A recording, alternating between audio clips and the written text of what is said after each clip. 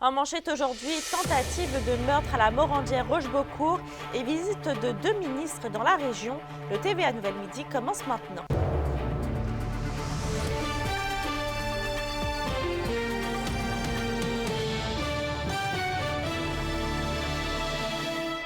Bonjour tout le monde et bienvenue parmi nous.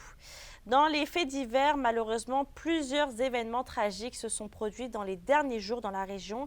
Et Anthony, on apprend maintenant qu'une femme est accusée de tentative de meurtre à la Morandière Rochebeaucourt. Oui, Mélissa, là, il s'agit d'une femme de 30 ans, Ruby Bélanger-Couture, qui réside à la Morandière Rochebeaucourt près d'Amos. Et je résume le fait. Mardi, la Sûreté du Québec ont été appelés à se rendre là, sur les lieux d'une altercation entre un homme et une femme. L'homme, un septuagénaire, aurait été blessé à la tête. Il a par la suite été transporté d'urgence au centre hospitalier, mais on ne craindrait pas pour sa vie. Pour ce qui est de Ruby Bélanger-Couture, elle aurait quitté, oui, les lieux avec la voiture de la présumée victime. Elle aurait toutefois été interceptée à environ une cinquantaine de kilomètres plus loin dans la municipalité de Sainte-Terre. Je vous laisse écouter la sergente Nancy Fournier à ce sujet. Elle a été arrêtée, rencontrée par les enquêteurs, puis elle a comparu par visioconférence au palais de justice d'Amos sous divers chefs d'accusation, notamment pour vol de véhicule et tentative de meurtre. Et dans un autre dossier, Anthony, un homme a été retrouvé sans vie à Belle-Terre. Oui, c'est hier vers 10 heures là, que les policiers ont été appelés à se rendre dans un boisé près de la municipalité de Belle-Terre, au Témiscamingue, pour secourir un homme de 82 ans. À leur arrivée, l'homme était inconscient. Il a donc été transporté au centre hospitalier où son décès a été constaté. Les enquêteurs ont été dépêchés sur place. À nouveau, la sergente Nancy Fournier. Il y a un enquêteur qui s'est déplacé sur les lieux afin d'analyser, justement, pour essayer de comprendre les circonstances de l'événement. Donc, à ce stade-ci de l'enquête, les éléments qui ont été observés, en fait, nous amènent à croire qu'il s'agit vraiment d'une mort accidentelle. L'homme aurait probablement été frappé par un arbre qui venait de couper lui-même. Par ailleurs, Mélissa, là, on vous en parlait hier de cette dame de Tachereau décédée dans un accident de la route à Sainte-Terre. Eh bien, son identité a été dévoilée. Il s'agit de Lynn Gagné, 52 ans. Je rappelle que sa camionnette est entrée en collision avec un véhicule lourd tôt hier matin entre les kilomètres 85 et 86 de la route 113 près de Sainte-Terre en direction de Lebel-sur-Quévillon. Évidemment, toutes nos pensées vont vers les proches. Merci Anthony. Je vous en prie. Les visites de ministres du gouvernement Legault dans la région s'additionnent depuis le début du mois d'octobre. Après les passages de Christopher Skeet, Christine Fréchette et Jean Boulet, c'est maintenant au tour de la ministre des Ressources naturelles Maïté Blanchette-Vézina et de Yann Lafrenière, ministre des Relations avec les Premières Nations, de faire un arrêt dans la région. Maïté Blanchette-Vézina va d'ailleurs procéder à une annonce plus tard cet après-midi au campus de l'UQAT à Rouyn-Noranda.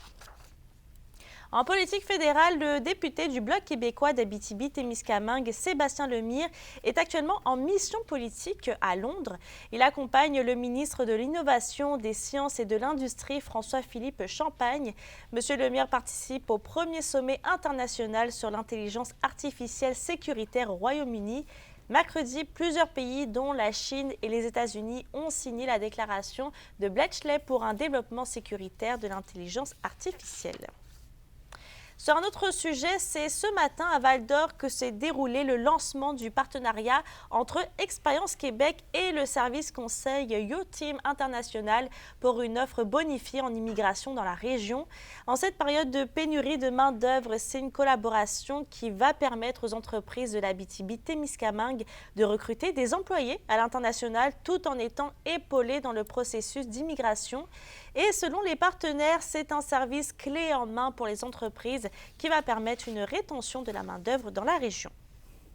Ce partenariat-là est une offre bonifiée de nos services d'immigration. Donc, Expérience Québec pouvait déjà faire du recrutement d'élèves étrangers pour la formation professionnelle de l'ensemble de la région.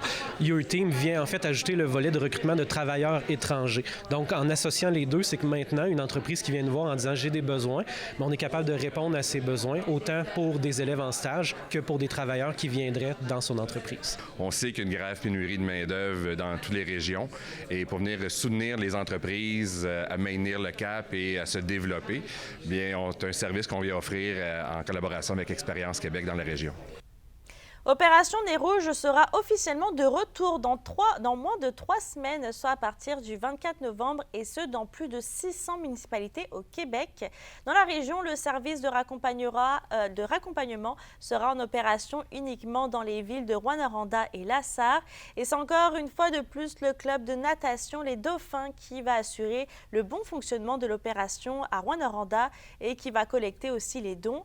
Cette année, des crédits de recherche font leur apparition pour les bénévoles électromobilistes. Les inscriptions pour les bénévoles se font à partir du site web Opération Nez Rouge.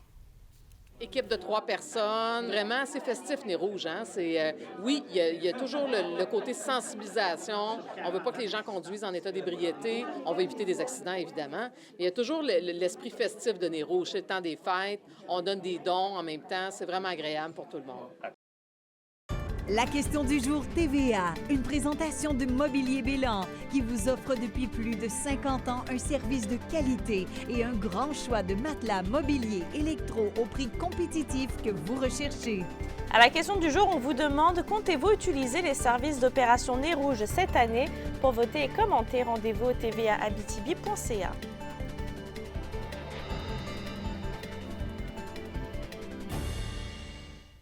Dans le monde municipal maintenant, un nouveau pacte fiscal a été conclu avec le gouvernement du Québec et les municipalités, et ce pour les 4 prochaines années. Cette nouvelle entente va permettre d'attaquer les défis les plus importants avec lesquels les municipalités jonglent depuis plusieurs mois, dont la crise du logement, la transition climatique et l'entretien des infrastructures essentielles. Selon le préfet de la MRC de la Vallée de l'Or, Martin Ferron, cette formule va permettre aux municipalités de régler les dossiers plus rapidement.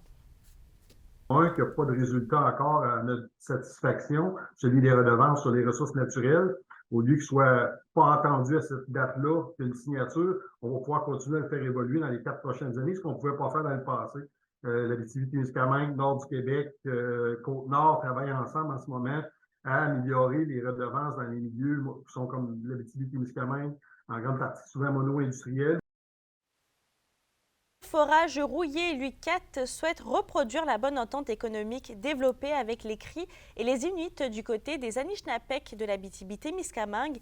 Et pour l'occasion, ils annoncent une entente pour développer un projet de recherche qui servira à établir les meilleures pratiques de développement de partenariats d'affaires avec ces communautés.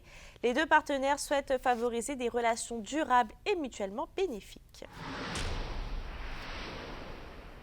La maison de disques de Rouyn-Noranda, Disque 7e ciel, a remporté plusieurs honneurs hier lors du Gala de l'Industrie et du premier Gala de la Disque, notamment le Félix de l'entreprise de production d'albums de l'année, et ce pour une 3e année consécutive. L'entreprise de Steve Jolin a aussi remporté le Félix de maison de disques de l'année. Et en terminant, l'artiste natif de Rouyn-Noranda, Philippe B, a remporté le Félix de prise de son et mixage de l'année pour son album Nouvelle Administration. Les Foreurs se sont inclinés 6-2 hier soir contre les Wildcats de Moncton. On revient sur la rencontre avec Johan Carrière. Johan, on peut dire que le vert et or a tout de même été dans le coup pour une bonne partie du match. Surtout en deuxième période, durant laquelle les Foreurs ont tiré 17 fois sur la cage du gardien adverse. Un total de 36 lancés au filet dans la rencontre, soit 6 de plus que les Wildcats de Moncton. Par contre, ça n'a pas été suffisant pour aller chercher la victoire-défaite de 6-2 hier contre ces Wildcats. Justement, c'est une 8e défaite de suite pour les Foreurs de Val-d'Or. Pour Maxime Desruisseaux, bon, son groupe au complet doit être meilleur. Ce n'est pas une question de pointer du doigt certains éléments de l'équipe. Et ensuite, bien, pour qu'est-ce qui n'a pas fonctionné hier? Bien, c'est un mélange d'opportunités ratées, de tirs qui ont raté le filet et d'un gardien de but qui a été très efficace de l'autre côté, mais également des mauvaises prises de décision avec la rondelle. Je vous laisse l'entendre. Un revirement, il y a un défenseur qui appuie l'attaque qui a envoyé ça complètement sans regarder en arrière de lui. Ça, c'est de la gestion de rondelle qu'il faut être meilleur de ce côté-là. Donc, ça ne pardonne pas. Là, à un moment donné, ce que tu fais avec la rondelle, c'est correct des chances de marquer qui nous manquent, mais notre gestion avec la rondelle là, dans notre zone ou même quand tu la donnes à l'adversaire, c'est sûr qu'à un moment donné, ça va coûter cher. Là. Et Johan, c'est maintenant au tour des Huskies de recevoir les Wildcats ce soir. Et Martin Dagenet ne le cache pas, il s'attend à un match très relevé des deux côtés. Il faut dire qu'avec leur victoire d'hier, bien, les Wildcats en sont rendus à 8 de suite maintenant. Donc, c'est une séquence, 7. Donc, c'est une belle séquence là, pour l'équipe qui est en ville ici aujourd'hui. Maintenant, bon, il faut prendre en considération que Moncton a quelques joueurs qui seront absents. Là, on parle de Caleb Desnoyers et Johan Loshing également, 2 éléments très importants au sein de cette formation-là. Par contre, Rouyn-Noranda est aussi une équipe qui roule bien en ce moment, a connu du succès à ses derniers matchs. Et de toute façon, bien, Martin Dagenet l'expliquait, l'absence des joueurs importants de l'autre côté, ça ne fait pas partie, ce n'est pas inclus. Ils ne le prennent pas en compte dans leur préparation. Pour nous, ça ne change pas grand-chose. On a joué nos 15 premiers matchs avec une moyenne de 4-5 gars qui n'étaient pas dans l'alignement. Donc, nous, on n'a pas d'excuses, puis je suis certain qu'eux, l'autre bord, n'ont pas d'excuses. Oui, on s'attend à un bon match comme de raison. On sait qu'ils ont joué à Val-d'Or hier, victoire de 6-2, donc ils vont arriver prêts. En même temps, c'est un bon défi pour nos gars là, de jouer une équipe qui est devant nous au classement. Donc, je m'attends à ce qu'on réponde, je m'attends à ce qu'on sorte fort. On a bien pratiqué cette semaine, donc dans beaucoup de positifs, là, je pense que ça va être un bon match. Donc, on se retrouve au bulletin de ce soir, oui, pour mettre la table en vue de ce match qui débute à 19h. Merci, Johan. À plus tard. Plaisir. À la météo, le temps gris est toujours présent dans la région. Pour aujourd'hui, c'est généralement nuageux avec 40 % de probabilité d'averses, de neige ou de pluie. Côté température, on va faire un maximum de 4 et 5 degrés.